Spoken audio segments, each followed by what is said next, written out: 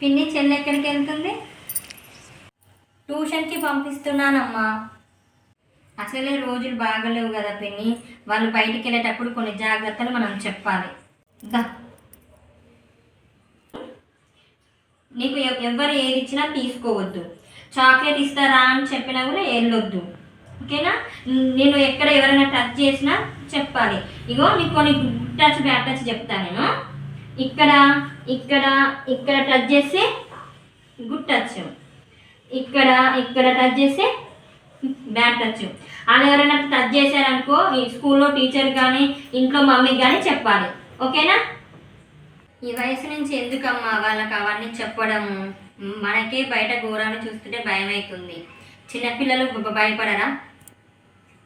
భయపడతారని చెప్పడం మానేస్తే బయట సొసైటీ గురించి వాళ్ళకి ఎలా తెలుస్తుంది పిన్ని? వయసుతో సంబంధం లేకుండా బయట ఘోరాలు జరుగుతున్నాయి పిన్ని.